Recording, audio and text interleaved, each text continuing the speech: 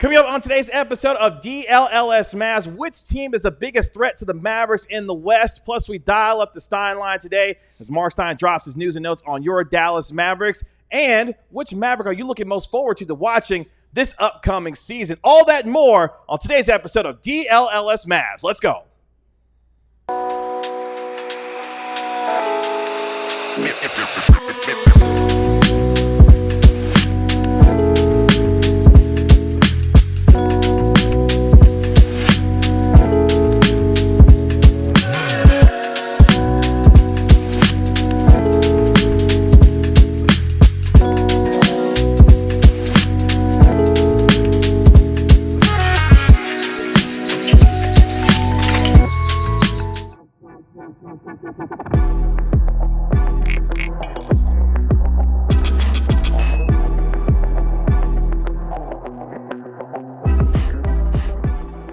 Hey, what's up, DLLS Mavs Nation? It's your man, Kevin Gray, alongside Mavericks insider Tim Cato, Mavericks analyst Bobby Carella, and National and Mavericks NBA insider Marc Stein. We are DLLS Mavs. You can find us on X at Kevin Gray Sports, at Tim_Cato, at Bobby Carella, and, of course, Marc Stein at The Stein Line. Your favorite guys covering your favorite team every single day for your Dallas Mavericks. Which team is the biggest threat to the Mavericks in the Western Conference? And at 1:45 today, we dial up the Stein Line as Marc Stein drops his news and notes on your Dallas Mavericks. But before we get there, fellas, what's going on? How we doing?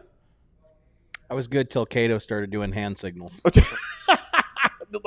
Abby was back there, who does social for us. She's also on the Rangers show, and she was doing like a little video. So it was just and so you thought that was your her. cue to like not talk? Yeah, you do the little hand signals, yeah? That was a crossword. Luckily, our very patient viewers did not have to watch your mic check. That was great. That was a epic. fantastic mic check. Great is one way to describe it. I mean, look, it was great. You know, imitation is the best form of flattery, I've heard. That's what I've heard. Bobby, what's going on, man? How we doing? Oh, been a good day so far, Kevin. So far, so good. Been a very fast morning, and it's probably going to be a very fast afternoon, too. Oh, wow. I'm paying the price for procrastination. Today. That's really? The 70-degree weather did not last. It did not last at all. I thought about walking to work today. And we had a couple good days, couple good rainy days. I did walk to work today. Ooh, that's look tough. at you. Yeah. Does that?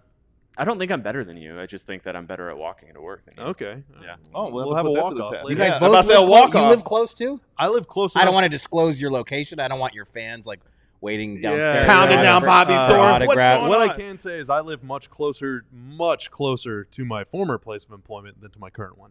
That's what I can say. That's all I'll disclose. He lives underneath the Mavs practice facility, Jim. Yep. Watching Omax prosper every single day. That's right. The reason the ball comes back up is because Bobby's under the floor just pushing back up on I'm it. throwing it back up there. Yep. Mark, what's going on, man? How we doing? Good.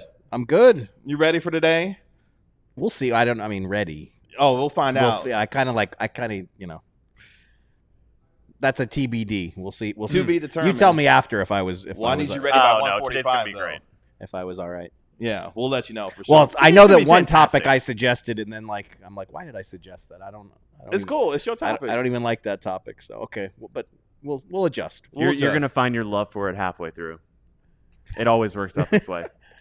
Drop your comments in the chat today. We want you to let us know who you think is the biggest threat to the Mavericks in the Western Conference this season. And a little bit tell later me, on, please inform me who the biggest threat is. Yeah, we definitely want you to let us know that. And also, Derek Lively got a little spicy when talking about a certain 4-time Defensive Player of the Year. We'll get into that here in about 10 minutes or so. But, gentlemen, who is the biggest threat to the Mavericks this upcoming season after the Mavericks made it to the NBA Finals for the first time since 2011? Obviously taking out the Minnesota Timberwolves en route to said NBA Finals, taking out OKC and the Clippers to get there as well. Who is the biggest threat to the Mavericks this upcoming season? Wasn't Bobby's rule that we cannot say the Thunder, that's too easy? Outside of the Thunder. No cheating. Outside of the so Oklahoma when do you City two Thunder. start? Boston Celtics.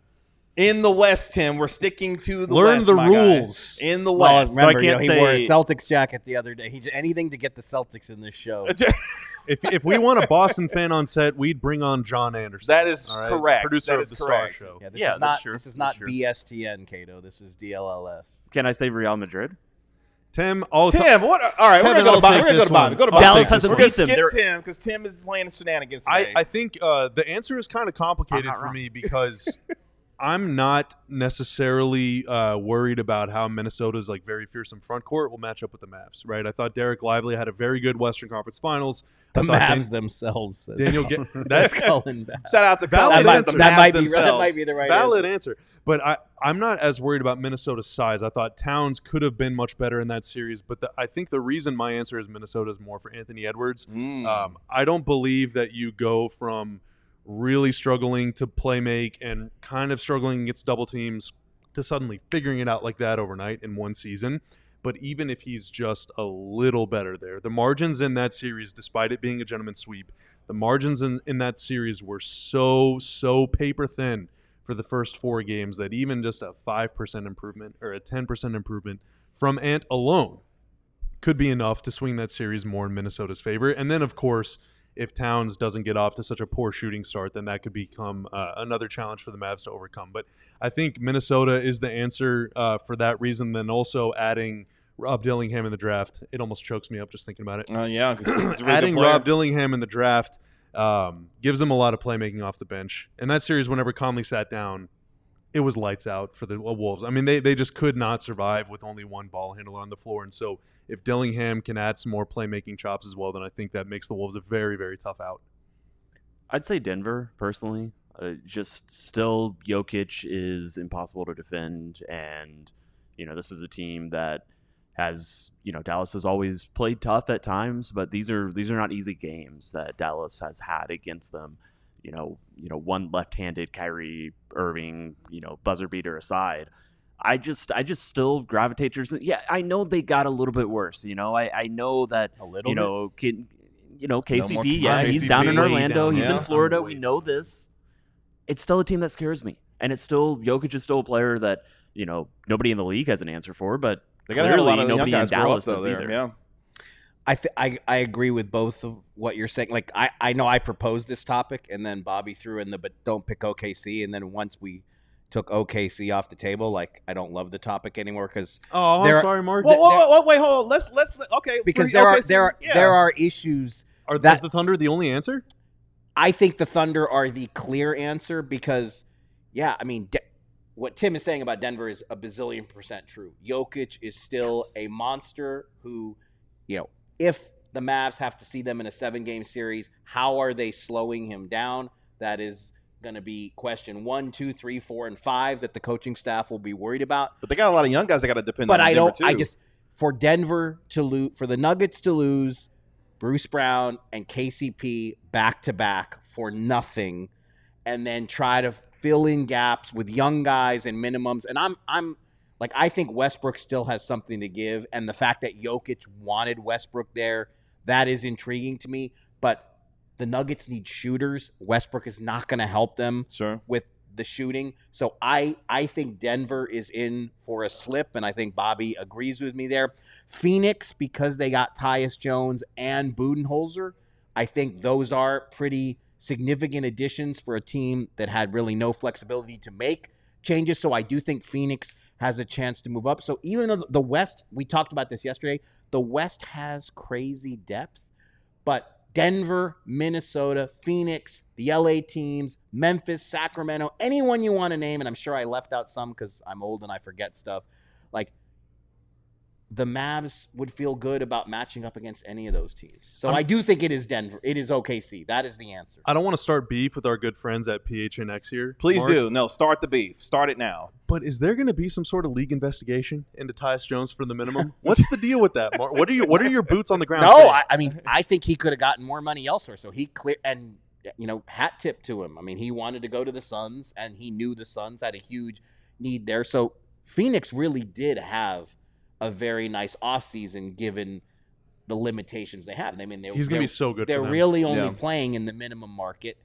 But, Beal, Durant, and Devin Booker, they only played 41 games together last season, so they basically played half the season together. They need a big bounce-back season from Beal. So I do think Phoenix is going to be better than they were, but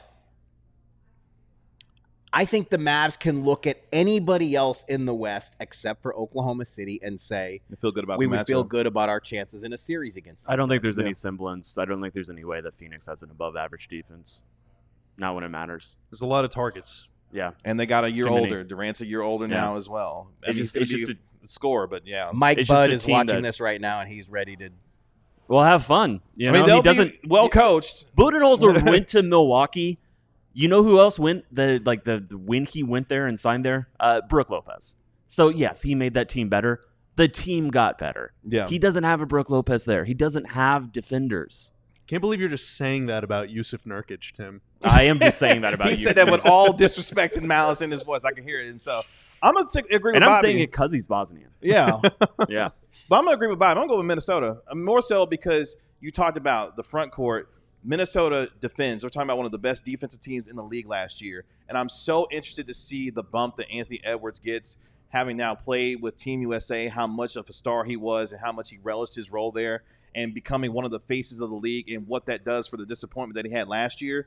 The Anthony Edwards bump, I'm interested to see how that progresses for them because I think he's going to have a motivational chip on his shoulder to prove last year that as he may be faded in the Western Conference Finals, that is not going to be something that you're going to see from him throughout the rest of his career. So Minnesota, because they defend, athleticism with Anthony Edwards, but also I think they got a little extra motivation given what happened to them last year in the Western Conference Finals. You know, I cannot read the chat screen. I can only read the chat screen in the other studio. So, do the people have any other good nominees? I've seen Denver come up as well. I've seen the Minnesota Timberwolves. It's the three we said. Yeah, Oklahoma City Thunder. I The think Mavs themselves was the one good.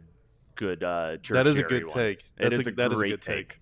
I think that where we could see, if you want to do like the Mavs or their own worst enemy thing, I think where we might see that is more in the regular season than the playoffs. I think once the Mavs get to the playoffs, there's no question. Luka's locked in, Kyrie's locked in. Hey, everybody's all locked in. We're good.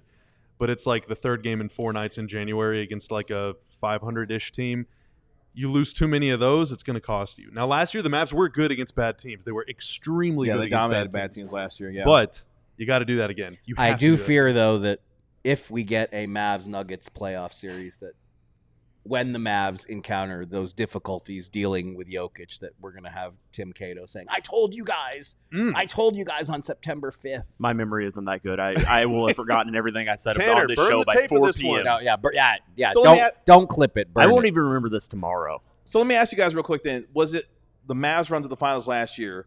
Were they the beneficiaries of the matchups that they got? A Clippers team that had no Kawhi Leonard, a Thunder team that hadn't necessarily been in that particular moment, and a Timberwolves team that just seemed that they were out of gas by the time they got to the Western Conference Finals after beating Denver. What would you say to someone who would pose that kind of question? I think it's both things are true. I mean, yes, you could make the case if we get that granular about each team, but also they were on the road in every round against a 50-win team. So there's no picnic there. Sure.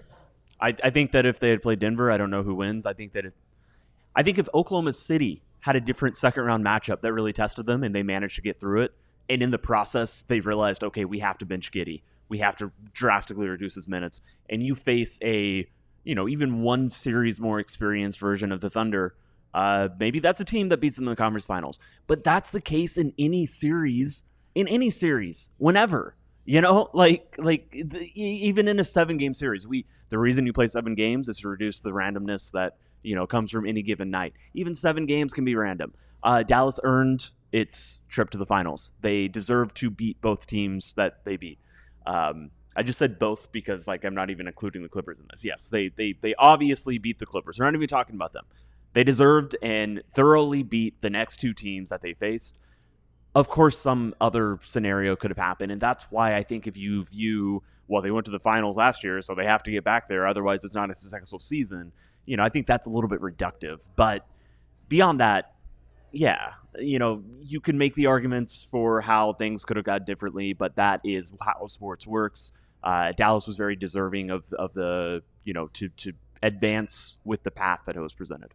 Coming up here in just a moment, Derek Lively got a little spicy when talking about this certain defensive player of the year. And coming up at 1:45, we'll dial up the Stein Line with our guy, Marc Stein, live in studio. But before we get there, let me talk to you about Sleeper. I know I got some ball knowers on set with me and Marc Stein, Bobby Carell, and Tim Cato. But are you a ball knower? Because I'm calling you today. The Sleeper app that you've known for hosting the best fantasy football leagues in the game now allows you to put your knowledge to the test in every game by picking whether your favorite or least favorite will have more or less than their projected stats each week. Tonight, the Chiefs take on the Baltimore Ravens in opening night of the National Football League. I'm taking Patrick Mahomes to have more than his projected 250 passing yards and Travis Kelce to have more than his 50 receiving yards projected for tonight's game against Baltimore. With Sleeper, the more picks you combine, the more you can win, all the way up to 100 times your money. If you think you have what it takes, download the Sleeper app and use the code DLLS Mavs to get up to a $100 match on your first deposit. Terms and conditions do apply.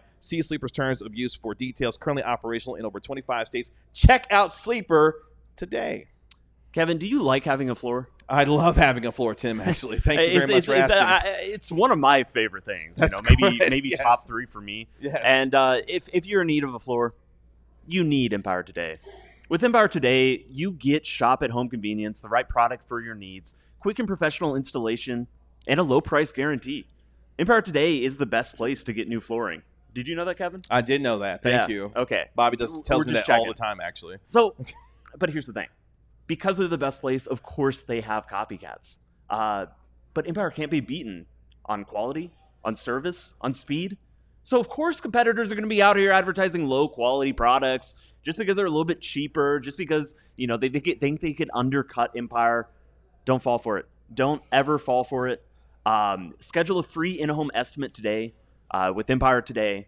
All listeners can receive a $350 off discount. Ooh, I like that. When they use the promo code DLLS. Restrictions apply. Nice. See EmpireToday.com/DLLS for details.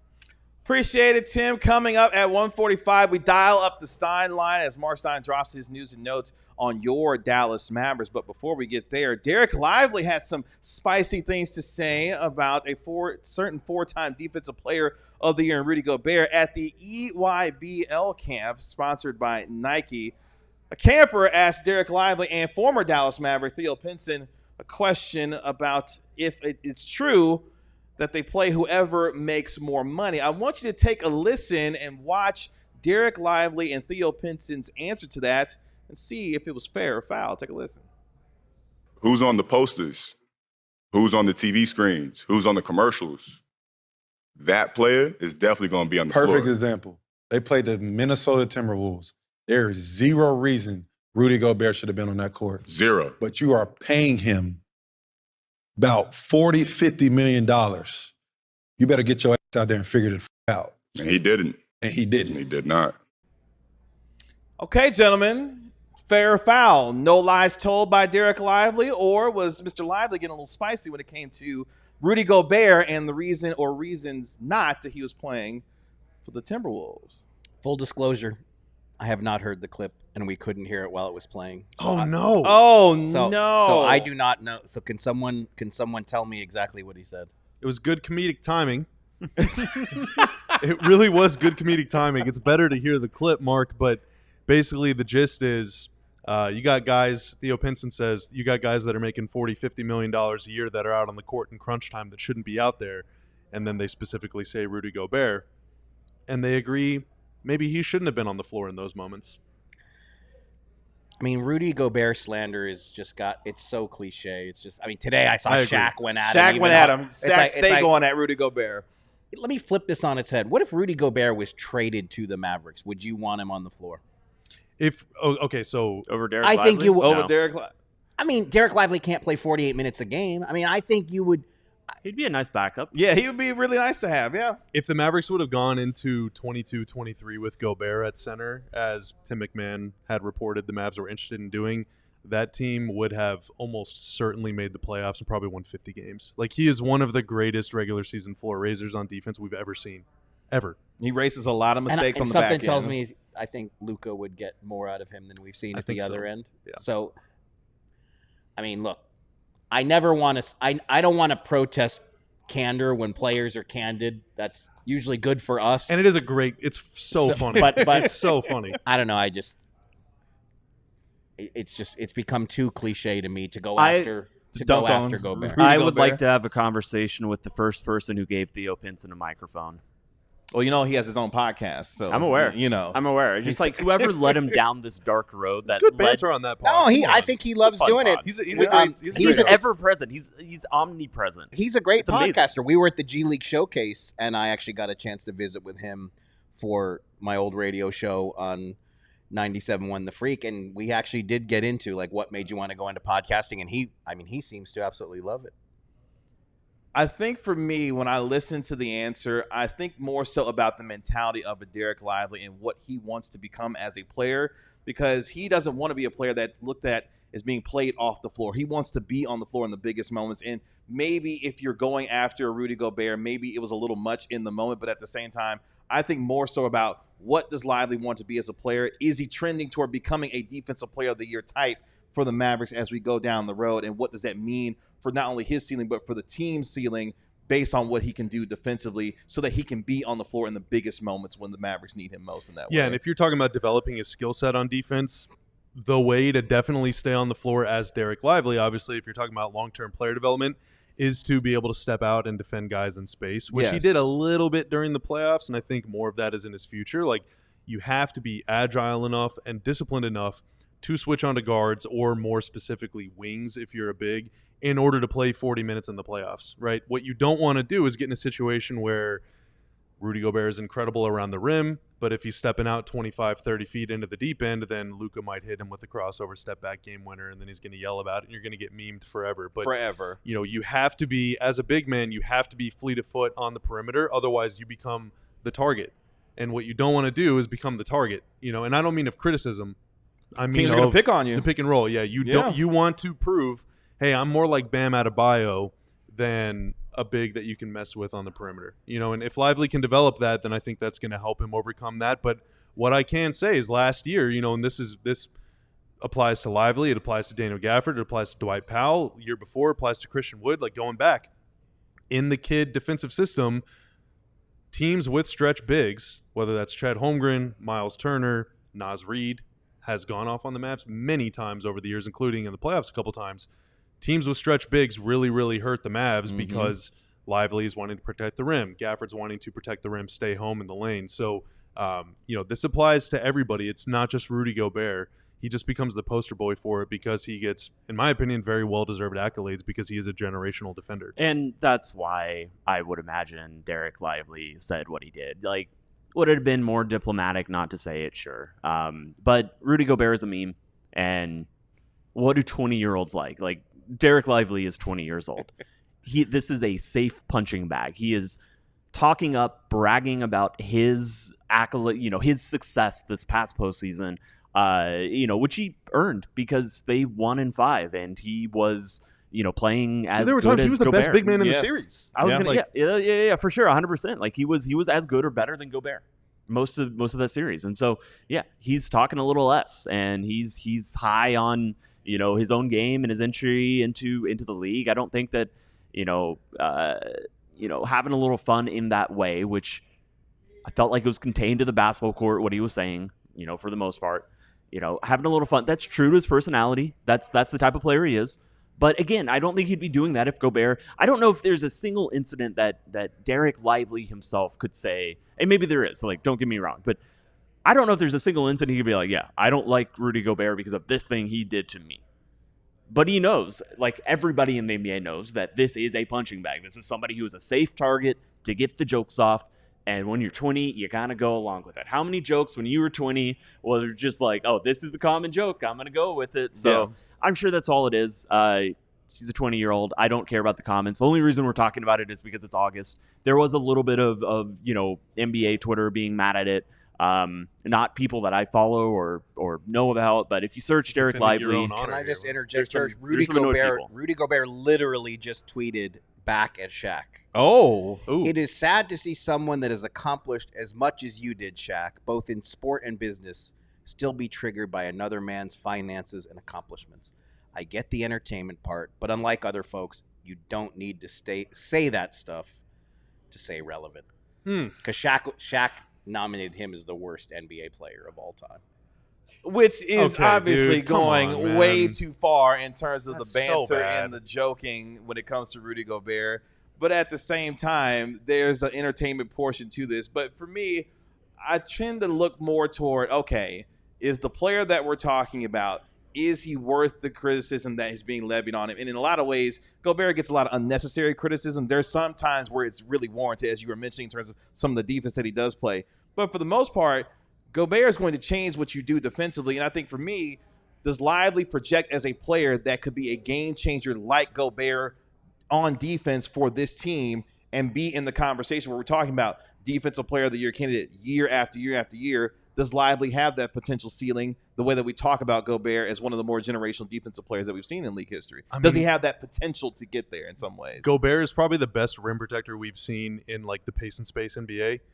So to say that Derek Lively can be as good or better than the best player we've seen, I'm not going to go there. Sure. But I think that Lively, possession to possession, has the ability to be an extremely impactful defender. Especially if he can develop a little more versatility. What can he do better out in space? As we talked about the ability to not get played off the floor because he can defend in space. Is that something that we can see hopefully continue to develop in his game going into this upcoming season? Because I think we can see that for him. I think you have to. If you're trying to overcompensate too much to avoid switches, then you're giving up other things, and the Mavs just don't have enough good defenders elsewhere on the floor to give up stuff and hope that they can recover. So I think if you can have a big that can switch, it makes everybody's job easier. That means don't be clumsy with your footwork. That means don't be clumsy with your hands. Pick up cheap fouls. It means learning your own limitations physically, like how close can I get to this guy without getting burned? How far away can I drop back without giving up a jump shot?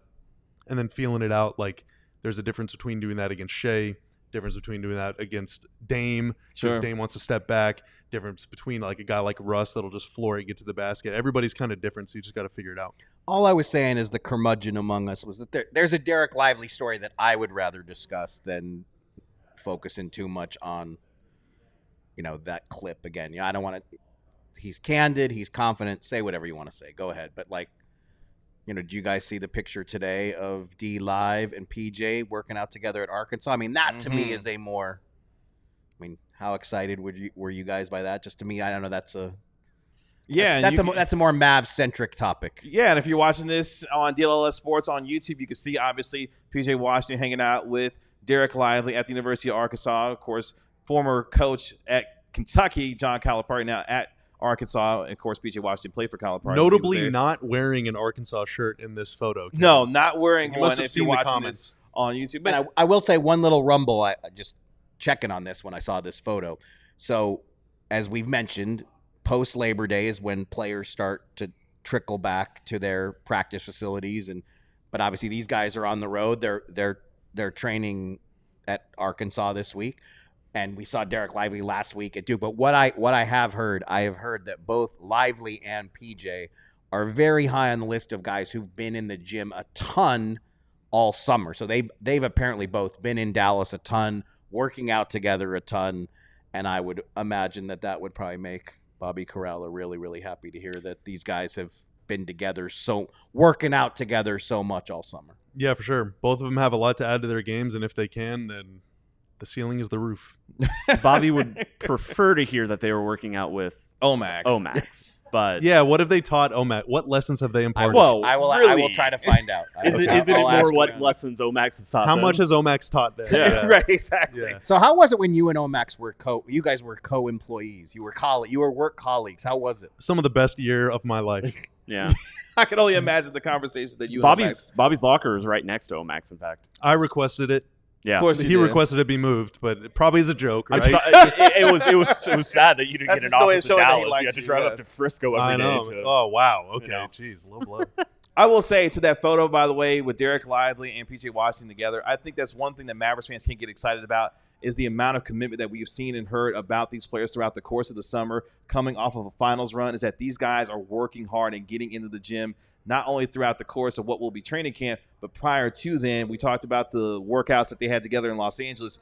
This seems like a team that's committed and focused on not making last year feel like it was a fluke, but trying to get back there once again. And I think that's yet another example of this group pushing toward making this season another memorable one based off of them making the finals last year for sure. You guys agree with that? I see a lot of head nods. All right, cool. We're going to cut the show off. Tim, we're ending the show right there. No, I'm just joking. We're ending the show right there. No, I'm just joking. Coming up in just a moment, we're going to dial up the Stein Line here on DLLS Mavs. Our guy Marc Stein has his news and notes on the Mavericks, including some news when it comes to Markieff Morris as well. But before we get there, Bobby, talk to me about Shady Rays. Future's so bright for Derek Lively that you got to wear shades. Woo! And if you are going to wear shades, okay, you might as well wear quality shades that are built to last from our friends at Shady Rays, where they have you covered with premium polarized shades that won't break the bank. They've been rated 5 stars by over 300,000 people. You can make it 300,001 today by using promo code DLLS for 35% off polarized sunglasses at shadyrays.com.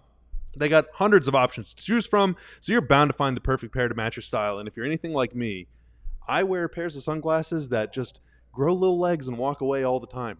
I realize at the end of the That's day, not cool. I left them in Oklahoma. I'm never going back to Oklahoma, so I guess I got to buy a new dang pair of sunglasses. But at Shady Rays... That's so random. In Oklahoma. Well, Of all places? Sometimes you just end up in Oklahoma. I guess so. But they have the most insane protection in all of eyewear. Every single pair is backed by lost or broken replacements. And if you don't love your shades after you get them, you can exchange for a new pair or return worry-free within 30 days. So there is no risk when you shop. Again, ShadyRays.com. Use promo code DLLS. Save yourself 35% off a pair of polarized sunglasses. Do that right now. Is there a read this man can't do? I was worried when I heard when my pre-show sources said that Cato was on Empire Floors and you're on Shady Rays. I was a little nervous. Ooh. I Don't didn't want to disrupt the chemistry. I didn't know if I liked that trade. You know, I didn't know if I liked that trade. Bobby's in a advance, man but of they both versatility. He can handle it. they handled it well. Hey, every good 3-and-D player should be able to do a little bit of everything. Oh, I like that. Tim, talk to you about Rugged Road a little bit. Wait, are we? Yes. I thought we had the internal. That's No. on me. I just heaped huge pressure on Cato. Let's see if he can respond.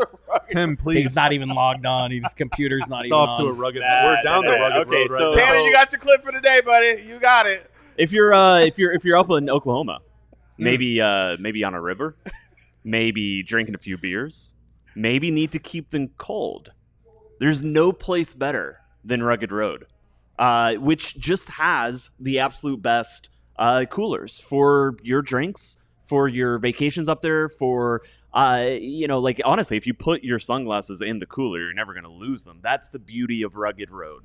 Rugged Road is just dedicated to creating innovative and durable outdoor gear for adventurers who demand the best. Our products are designed with the highest quality materials and craftsmanship, ensuring they perform in the toughest conditions.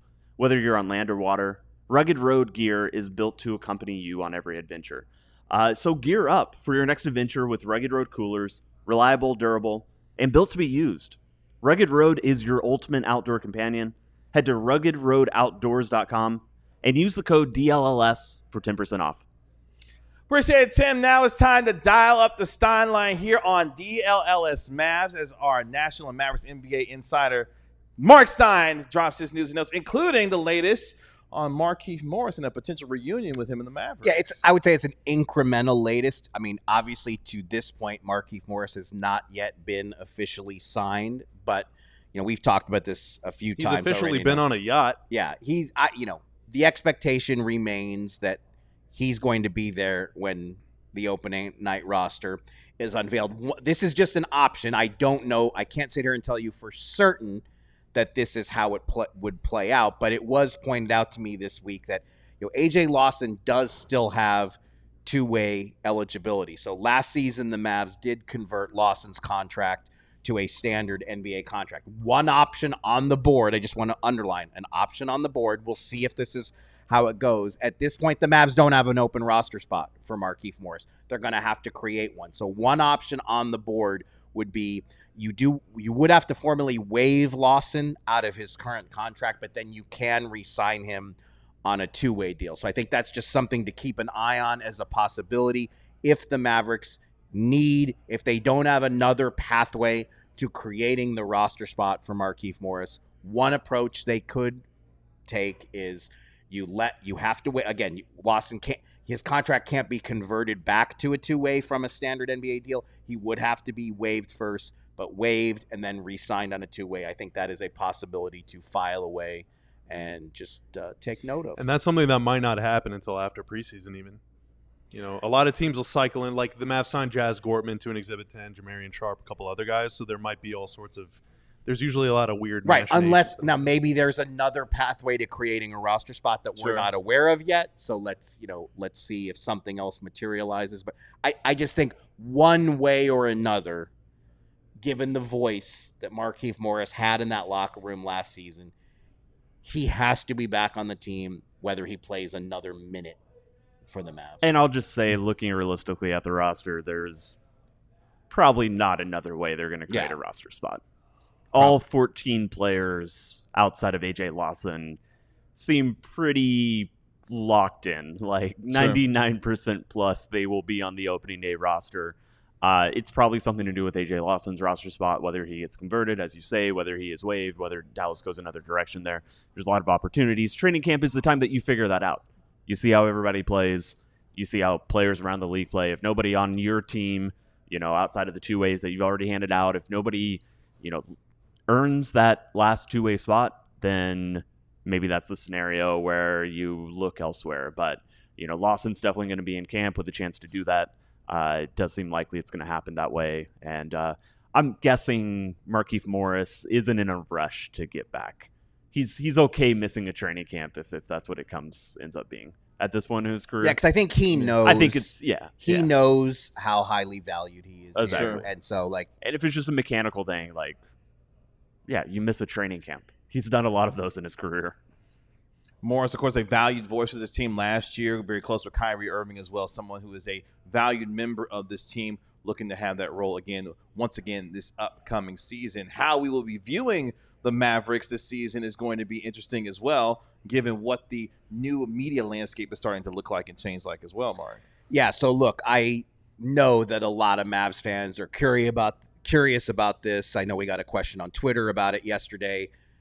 In terms of definitive news about where the Mavericks are going TV-wise, it's still hard to pinpoint. I checked with a slew of people after yesterday's show to try to get a better handle on it.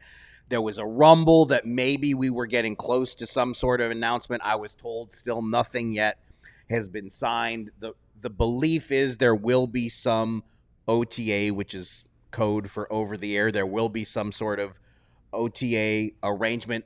It appears the Mavs are going to have the bulk of the control of how the broadcasts look. Again, the early rumbles are positive in terms of Mavs fans being able to access the games. We're seeing this all over the league where, the Pelicans did it, the Suns did it, the Jazz did it. Yeah. Exactly how the streaming part of that's going to work, again, we don't have those answers yet. We're going to have to get answers. I have to think that by month's end, maybe even a little sooner, we're going to have to get some details there. But I just wanted to let everybody know. I know it's a topic of huge interest, and we all of us were chasing that info, trying to get a clearer picture on exactly how the Mavericks are going to be disseminated TV-wise next season. But I think even internally they are still kind of exploring every last option to see what's out there. They would have had it figured out, but that was Bobby's job, unfortunately, for the summer. And Bobby works here now. That's right. Yeah, I got better things to do. You're completely screwed, so it's actually his fault. Can I do a little shameless self-promo here, though? It's not shameless, just promo. No matter where you get your Mavs games this season, we're bringing you live pre- and post-game coverage. That's right here on this channel. That's 30 minutes before tip, and then 10, 15 minutes after the game is over. We're live, baby. Every single game, doesn't matter what time, doesn't matter what day, we'll be here with you. So preseason and regular season. Yes. Preseason and regular season. So we're going to be here for all the way to the finals and probably the parade. That's right. It'll be a lot of it'll always be, or almost always be, Bobby and Kevin. It'll be a lot of me. Stein's going to be there. Sometimes it's two. Sometimes I'll be at the game and calling reports in to give from the you, arena. Yeah, stuff like that. But we're going to figure it all out. But it's we're all going to be there all the time. It's going to be fun. Make sure you like, comment, and subscribe to DLLS Sports. Hit that like button as well if you're watching. Let us know that you're in the chat as well as we are dialing up the Stein Line here on DLLS Mavs. Of course, the Mavericks getting back into the practice facility. We're seeing more and more players trickle into the facility. Obviously, working out in Arkansas, we saw P.J. Washington, obviously Derek Lively as well. Real quick, I want to touch on this because I was watching some video last night. Luka, of course, had his trip to China with the Jordan brand. seemed like he's a refreshed player looking to get back. He threw up a little video today on social media as well, thanking the fans over in China as well for his appearance there.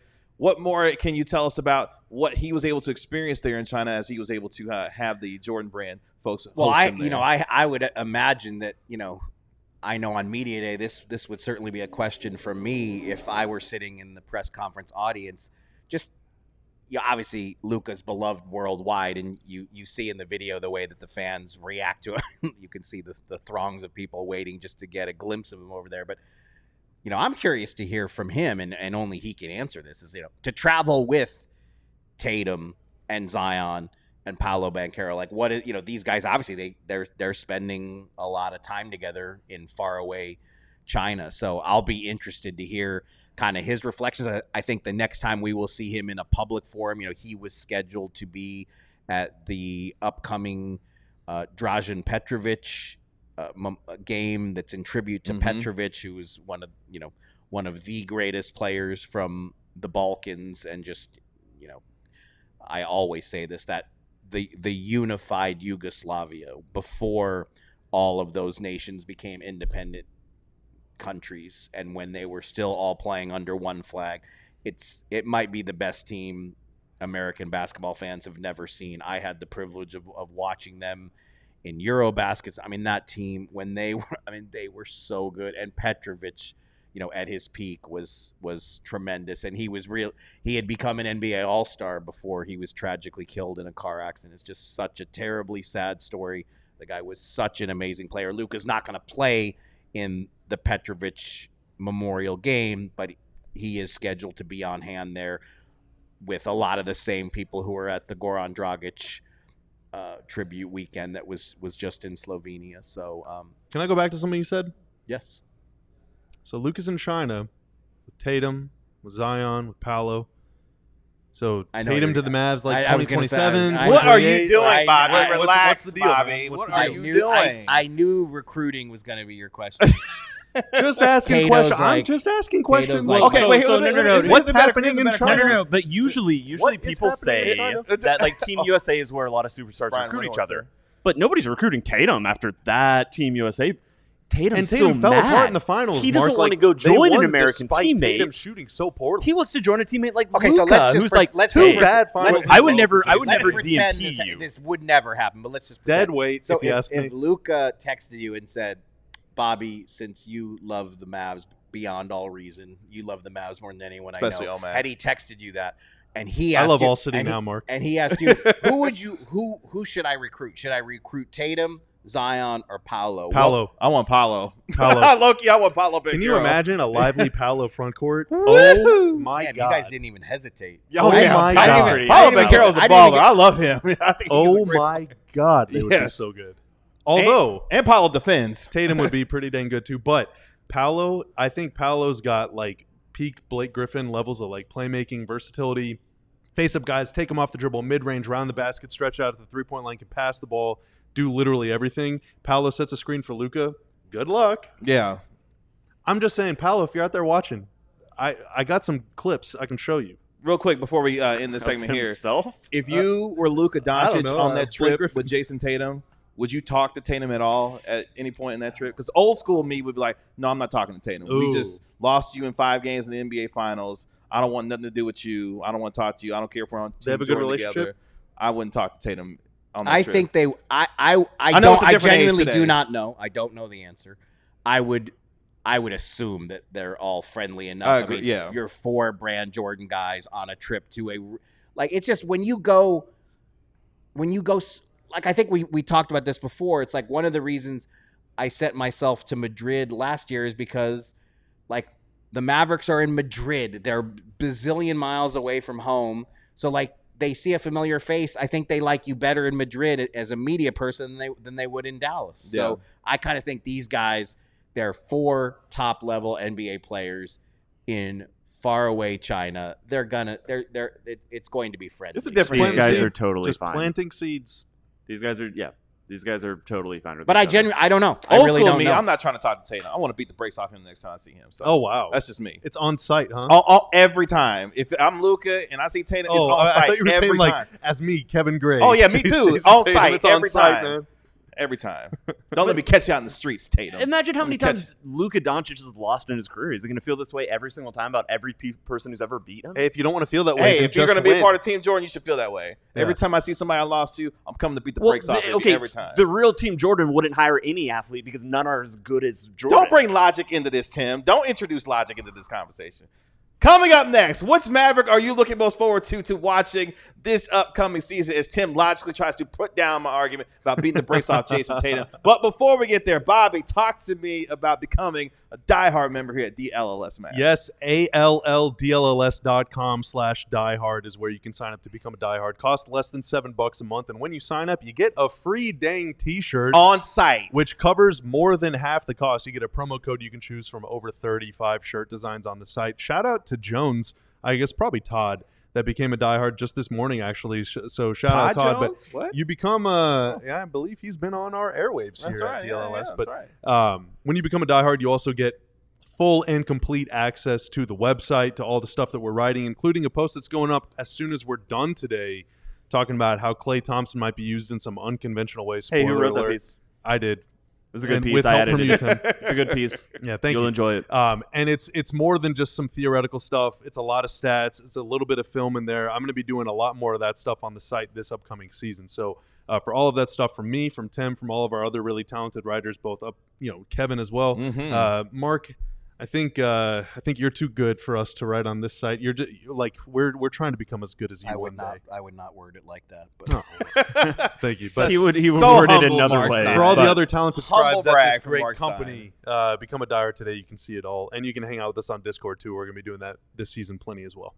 Member only Discord as well. So wait, K Gray scribing too? He's writing too? I all am. three. He's written a couple. Yeah, We'll find yeah. some bylines Every off now three. and then, I dibble and dabble a little journalism type of thing. Got to do what I got to do to contribute to alldlls.com/diehard. Become a diehard member today. You get a physical diehard card as well when you become a member. So you definitely want to show off that you are a diehard member. Carrying one of those around is even cooler than carrying around when I used to be a licensed pyrotechnician. I would flash They let that. you mess and with pyro? It just never impressed Wait, anybody what? the way I that didn't know thought there it was a would. card. There, you got to be licensed with the state. Oh, the diehard thing. Yeah, I didn't know there was a Okay. card. Yeah, it's a physical card that you get. I need to get me one of those. I thought you were gonna say you I was didn't just know thinking, just by virtue of Brandon sitting here, Spano, what are you don't we doing, all man? get a card? You want a physical Yes, diehard? You want a card? I want a card. Well, you can talk to Brandon about that. He's here. You can talk to him about that. By the way, what they would do and let you mess with pyro, by the way. What's going on there? Tests and became licensed. I've shot like probably 100 fireworks shows in my life. Really? Professional grade. I'll tell you stories about it sometime. Tim was there. Story time For for some Bobby of when it them. comes to pyro. I was there for some of them. Next time Needed on. a part-time job. You have such broad interests Yeah. for an Omax obsessive. You have to. Not an Omax obsessive. You don't become an Put that on a Omax fan t-shirt by for Bobby. accident. It requires Have you ever certain watched kind of Omax taste. play? He plays like a firework. He's got the juice, as Bobby would like to say. He does. He plays like a firework that got tipped over, and now you don't know Okay. where Oh, it's going. wow. You don't know where it's Okay. Tanner's like, You no. know where it's going off to. Tanner's Boo. booing you off Yeah. the stage. Can you cut his mic, Tanner? No, don't cut his mic. Oh, wow. Yeah, I guess he shout could out technically do to that. Kat, by the way, for like I brought up the clip of you with your 17 fist pumps, and she had it. That's And right. Tanner was able to put that in a nice reel as well. Shout out to our guy, Tanner. Before we get out of here today, which Maverick are you looking most forward to watching this upcoming season? Throw it in the chat as we get ready for this upcoming year. Which Maverick are you most excited about seeing play this upcoming year? Is it Derek Lively, PJ Washington, Kyrie Irving, Luka? Who are you most looking forward to watching this season? Bobby, I'll start with you. Who are you looking most forward to other than Omax? Yeah, other than Omax. Non-Omax division. Dude, it's just such a pleasure and a privilege to watch Kyrie Irving play basketball. Baller. Obviously all of his highlight tapes have been cool forever. Like, the dude's got unbelievable handles, shot-making ability, creativity, like all of that stuff. He is a complete artist and a master of his craft. But what really impressed me about watching Kyrie last season is, especially later on in the year when Luka was hurt or when the games just meant more stakes related to the standings and all that, he's making hustle plays, diving in the crowd to get a ball, hitting the floor, embracing defensive assignments, guarding Jalen Williams against OKC. He's just doing all the little stuff in addition to the very difficult task of halfway carrying an offense by taking guys one-on-one over and over and over again. Just digs deep, tone setter, example setter, all of the little things, all the winning plays that his coach used to make, the J-Kid used to make whenever he was 38 or 40. But in those days, Jason was only taking 5 shots a game, 8 shots a game. Kyrie's doing all that stuff while taking 20 shots a game. Now, it's partially on the Mavs to ensure that he doesn't have to do all that stuff to help them win, that it can be a little easier for him down the stretch. But in the meantime, man, the way that he just steps up and sets the tone, sets an example was really was very, very impressive for me to watch last season. I'm looking forward to watching that again. Does it still amaze you sometimes that Kyrie Irving he plays for the Dallas Mavericks? Dude, honestly, yeah, Marc it's Stein. I want your sorry, Bobby, but No, yeah. I am curious. I'll take it back. I am curious. Someone who's covered the team for covered the NBA, been around this team for 2+ decades. Kyrie Irving is a glamour player, and Dallas has never been a glamour market, not once, up until I guess the last couple of years, where all of a sudden this is a realistic place, a city, a franchise for someone like Kyrie to play, and that still blows my mind. You know what, though? It's funny that the way you say it like that, because that's my thinking when it comes to Klay. Like, Klay is my nominee for this because Kyrie's been here now a season and a half, so it has sunk in. Klay Thompson as a Maverick has not sunk in for me. Yeah. And I like that. It's been a long time now. It was 7 years ago, but my last 3 years at ESPN, I was basically embedded with the Warriors. SportsCenter, I was SportsCenter's Warriors guy, and I literally the Warriors practice facility in Oakland was in the Oakland Marriott. And for 3 years, I basically spent 100 nights a year in that Oakland Marriott. And it was literally like living. We used to call it the Warriors dorm. And it was like literally from my room to the TV. We had a TV position set up outside the Warriors offices. I could be in front of a camera in 5 minutes or less. So it was like I felt like for the first 3 seasons of the Warriors, 5 trips in a row to the finals, I felt like I was literally living with them. Yeah. And so I just never thought Klay was not going to be a Warrior. And now when you look back at last season, all the signals of his discontent were there. And it's like I just didn't want to accept them because I'm such a basketball romantic that I was just like, Steph, Klay, and Draymond, they have to play their whole career together, and I will accept nothing else, even though my opinion doesn't matter. But that was just my personal approach. So the fact that Klay Thompson picked Dallas and really co-orchestrated his sign and trade here, and the Mavericks, who have such a brutal free agent history, they've never gotten their guy in free agency. This time they did.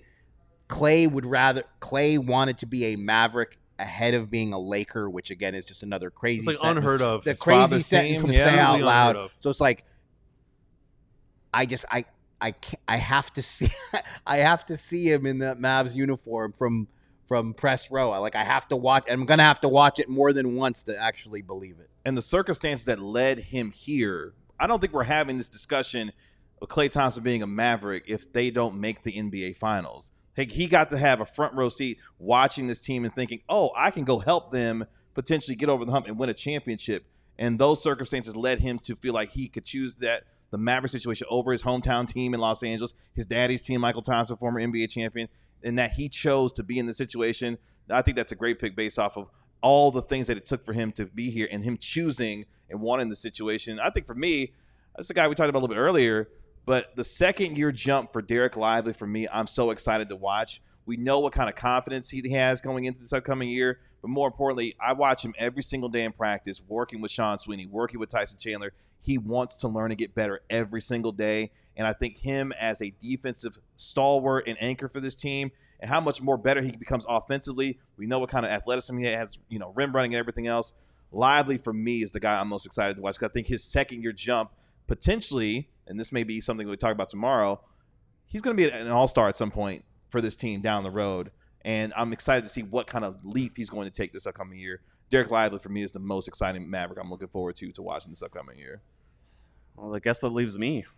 You guys really took 3 guys that I was probably going to name, but I've got a player in mind. I know he's not everybody's cup of tea, but, I'm just so excited to see Luka Doncic back on the basketball court. I just think that and I know you guys are some haters. And I know you guys are not looking forward to watching him. But I just think he's really talented. Tired of watching Luka. I just think he's tired good. of watching him. Everybody keeps saying, well, he's just Luka. Yeah, well, I think he's great. So if I had to choose someone, it's always Luka. I think this man is a genius. I've been chronicling his career in various ways for a long time now. You know, since literally the moment he was drafted, I was in New York at Barclays Center, followed him around the hallway, watched him. Is this really media. his 7th season? Is that true? That is so wild. That to super me. max that he's going to sign next summer is going to tell us that he is. That's for darn Yeah, sure. that's right. I probably was going to say Kyrie. I do think it's just a joy to watch and still shock and awe that he's in Dallas. Very curious to learn about Najee Marshall and Quentin Grimes. Yeah, Frank. That was one of Frank's guys that he wants always, to watch. Najee Marshall. Always curious to. I think Quentin Grimes especially. I'm very curious to learn a little bit about him. I will Excited say to I've watch heard a basketball. rumble this week. I've heard Oh. a rumble that Moxie Kleba looks great. I was told that Wow. Call him. He's been in the gym and is in. I enjoy watching Maxey. Maxey is a good we've player. seen some pictures from the Mavs own social feed. Yeah. Maxey's a of good player. Moxie at work, and There's a lot on the line for him this season. Going into, he's got 1 year left on his deal after this upcoming season. Mm-hmm. That becomes buyout, stretch wave, salary dump territory if you're struggling to contribute to a really good team.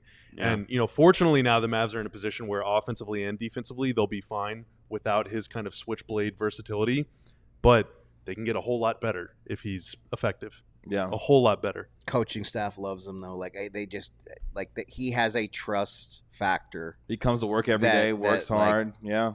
They want him out there. So And this is going to sound very silly because obviously the number one priority is making sure that Luka, Kyrie, and Clay and Lively and all PJ get through the regular season unscathed.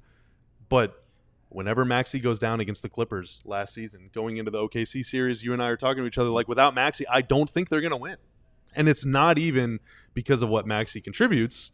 It's about what he unlocks. Yeah. The things that you can do on both ends of the floor whenever you have him out there, Yeah. whether it's at power forward or center. And he is currently the only player on the roster that you can say that about, really. So he's very, very important to this thing.